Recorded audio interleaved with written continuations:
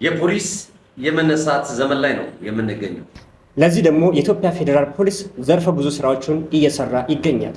ለዚህም ማሳያ የፌዴራል ፖሊስ ያበለጸገው የዜጎች ተሳትፎ መተግበሪያ አፕሊኬሽን አንዱ ነው።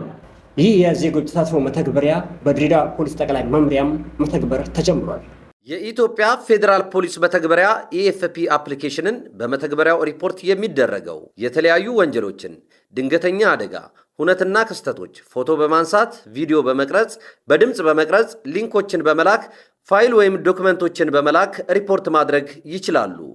የቋንቋ ተደራሽነትን በተመለከተ አማርኛ፣ እንግሊዘኛ፣ ኦሮመኛ፣ ትግረኛና ሶማልኛ ቋንቋዎችን ተጠቅመው መረጃዎችን መላክ ይችላሉ።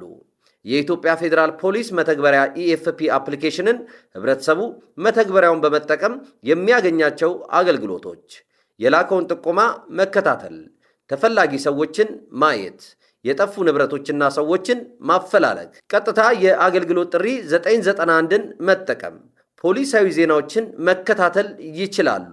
የኢትዮጵያ ፌዴራል ፖሊስ መተግበሪያ ኢኤፍፒ አፕሊኬሽንን ከፕሌይ ስቶር በማውረድ ፈጣንና የተቀላጠፈ የፖሊስ አገልግሎትን ማግኘት ይችላሉ።